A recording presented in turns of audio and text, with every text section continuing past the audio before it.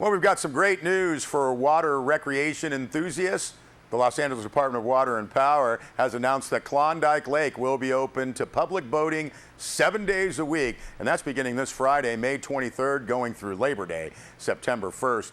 Now, access to Klondike will be allowed daily for a 1-hour period between 9 a.m. and 10 a.m. All watercraft must still be inspected for invasive mussels before being launched into Klondike, and boat inspections will be done at the lake entrance gate only. Now, Klondike users must pre-purchase a daily use inspection receipt or a season pass at the LADWP Administrative Office in Bishop. Klondike gate inspectors will not handle any sales or cash at the gate. Now, that LADWP office is located at 300 Mandich Street, and Klondike inspection receipts must be purchased during normal work week hours, 7:30 a.m. to 4 p.m. Now, the charge for a single-day use boat inspection will be $10, the same as last year. Season passes and multi-boat discounts are available. If you would like any more information on the opening of Klondike Lake, you can contact 760-873-0409. And Mammoth Lakes Tourism notes that there may have been snow on the ground, but that didn't stop Desert Springs Trout Farm from stocking 1,200 pounds of trout in the Mammoth Lakes Basin this week. Now, the trout, according to Mammoth Lakes Tourism, were a hearty 3 to 5 pounds and were stocked as part of the 2014 contract between the town of Mammoth Lakes Tourism, and Desert Springs. Desert Springs is scheduled to stock approximately 14,000 pounds of trout in the lake's basin throughout the summer. Now, the press release says all of those pounds of fish mean the lakes will continue to be well stocked into October, ensuring great fishing opportunities all season long. Anglers visiting in the fall at the end of the season will have just as good a shot to catch a huge fish as someone visiting earlier. Now, that's on a press release, so we want to see that happen.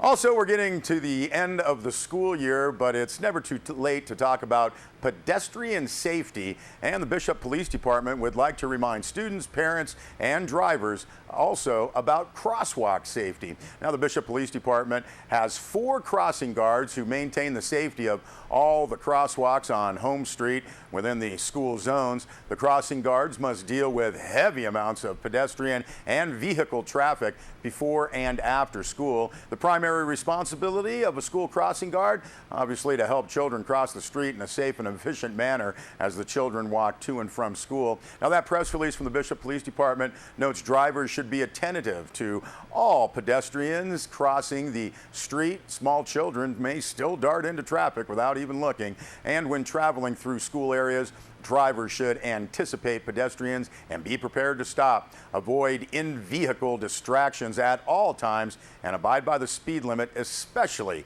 in the school speed zoned areas. Now, drivers need to pay attention when approaching a crosswalk area and look for the crossing guard. All the crossing guards will have a red stop paddle and will place their sign in the air while crossing the street with pedestrians.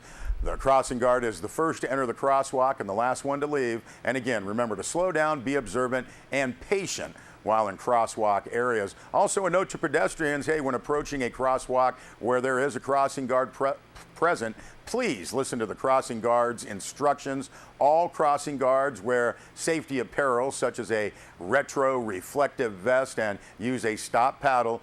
Do not follow the crossing guard into the street. When instructed to cross, always look before stepping into the roadway and make sure it is clear to cross. You're asked to walk at a steady pace within the crosswalk, avoid distracting activities, and watch out for traffic while in the roadway. And if you arrive to a crosswalk after a group of pedestrians has already started to cross, do not run into the crosswalk. Wait until the next crossing guard and instruction from the crossing guard. Now, as you can see, there is a notable law enforcement presence. Sierra Wave Media, remember we did a story earlier in the school year about a resident urging drivers to slow down with, well, a grave warning, and we hope all will drive safely, not only around our schools, but around all of our towns in the Eastern Sierra. Now, as you saw, that was a very busy day out there. One of the nice crossing guards said it's even more hectic in the morning, so let's all be careful out there when we're driving. Well, with the recent snow, Mammoth Mountain is enjoying a late season burst of skiing fun. Sierra Wave Media's Rob Gill checked in with Mammoth's Joni Lynch. Well, the added snow certainly helps with the snow base depth and freshens everything up a little bit. The cool temperatures help us hold on to the snow. So right now we are committed to skiing and riding through Monday and Memorial Day. We may even go a little bit longer. We have an internal rule here that if we can ski down Broadway, we're going to keep the lifts open. So we'll have to assess after we get through about Saturday or Sunday.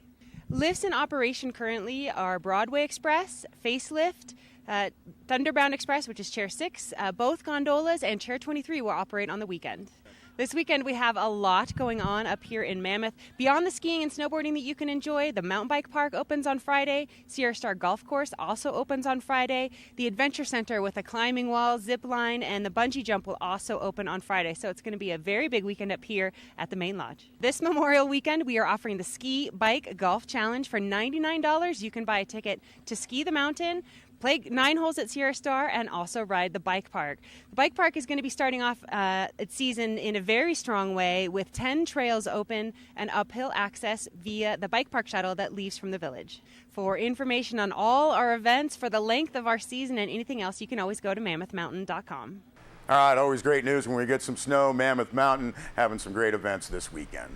Well, the Inyo National Forest has received a proposal from June Mountain Ski Area to drill 3 or 4 test wells at June Mountain for snowmaking for ski trails. Now, a press release from the Forest Service states the purpose of this initial phase of the project is to drill test wells with the objective of locating groundwater in sufficient quantity to support additional snowmaking at mid-elevation and upper mountain ski trails. This initial phase of the project only involves drilling the test wells and performing pump tests. Now, 3 of the test wells are located in the vicinity of the base of chairs 4 and 7. Now, a 4th test well would be located near the base area building and parking lot. NEPA analysis for this proposal is expected to be a categorical exclusion. Now, if sufficient water is located to justify a production well, a separate NEPA analysis would be initiated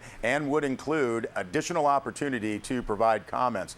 That analysis would include a new hydrologic analysis to be contracted by the proponent.